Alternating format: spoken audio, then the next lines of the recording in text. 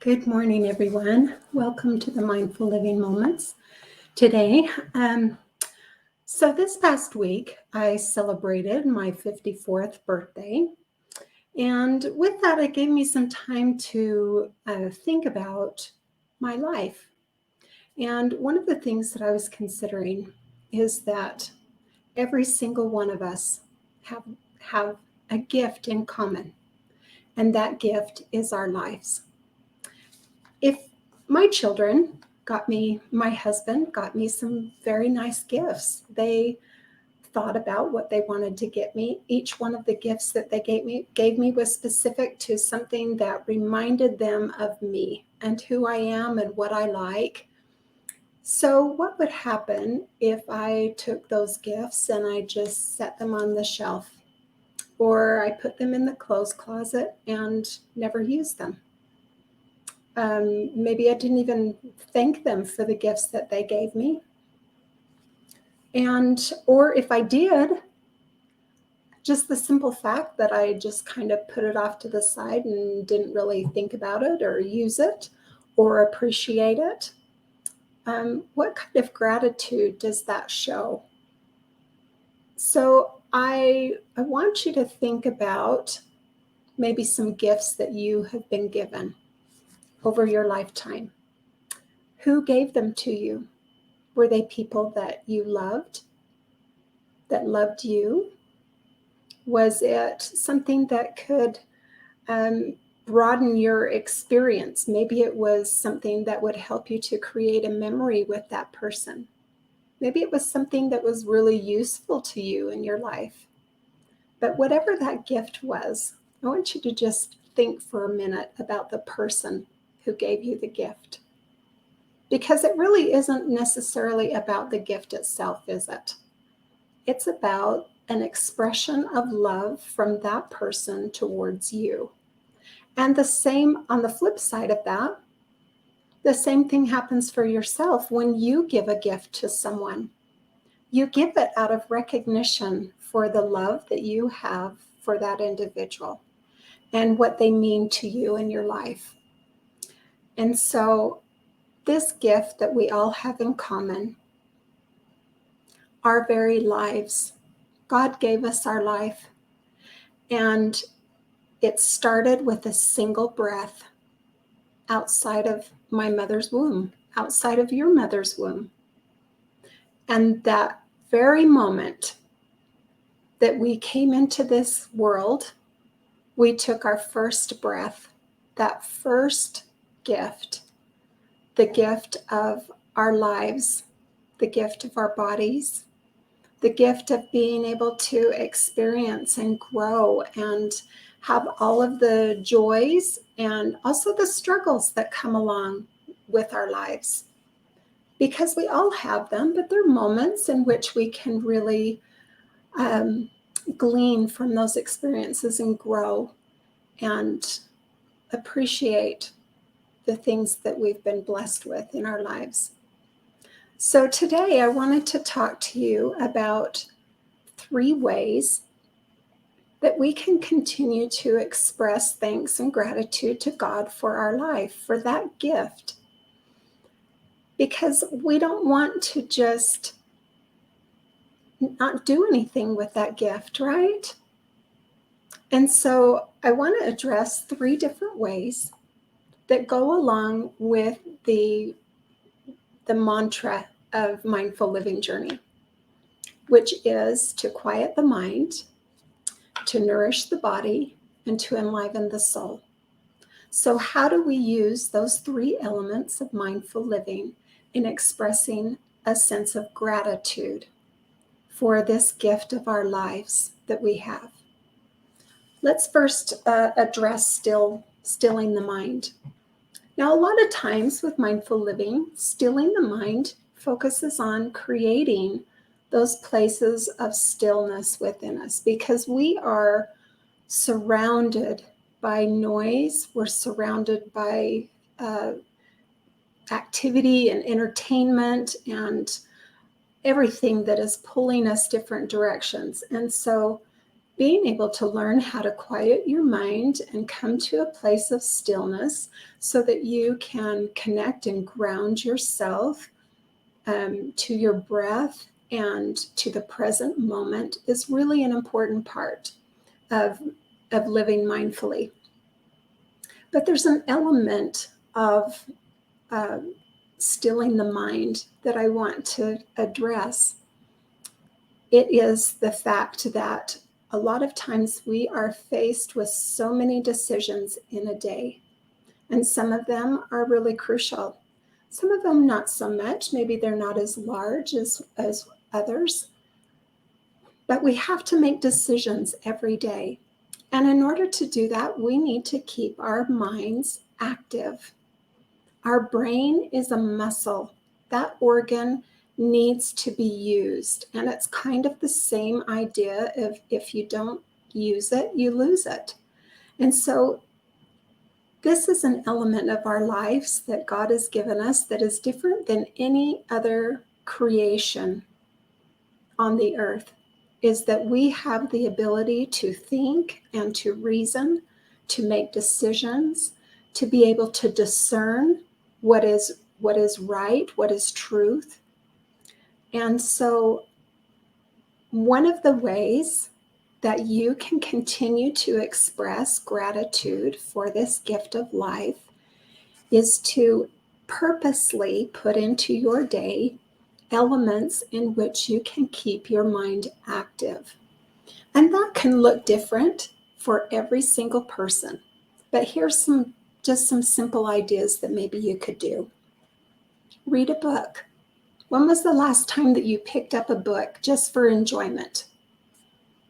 It doesn't have to take a long time. Set your timer and give yourself an amount of time to just sit down and read.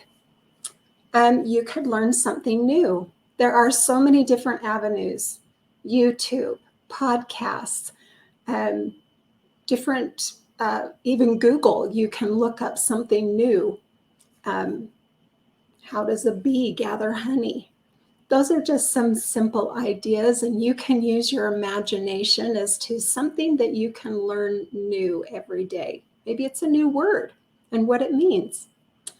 Maybe learning how to play an instrument, a musical instrument that engages the mind. It really activates that frontal cortex, and being able to keep your mind engaged. How about doing a jigsaw puzzle? Jigsaw puzzles can be really complicated. And so being able to pop one of those out and work on it, you can guarantee that you're going to be activating your brain. So use your imagination. Think about some things that you really enjoy doing that could get your mind engaged, and then give gratitude for it. Because we, in our family, we have a tendency towards Alzheimer's and dementia. I've got some friends who are experiencing that. And I will tell you that to be able to have your mind clear and active and to be able to utilize it in good ways is priceless. So take advantage of that. Okay, the second thing, nourishing the body. Now, we've talked quite a bit off and on about ways to nourish your body through the food that you eat. But today I want to talk about a different component of nourishing your body, and that comes through movement. Our bodies require us to move. If we aren't using some form of strengthening, then our bones weaken. We need to have that resistance, and it can come in many different ways. It doesn't have to be a strenuous exercise where you're sore for days after. That's not what I'm talking about. There are so many benefits to just getting up every day and doing some movement. And it doesn't have to be for very long. Studies have shown that even 10-minute increments of exercise does tremendous things in helping your body to stay active and moving.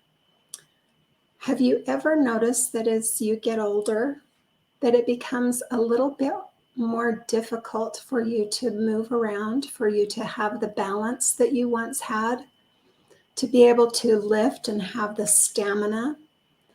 So it's really important to take opportunities to be able to move your body.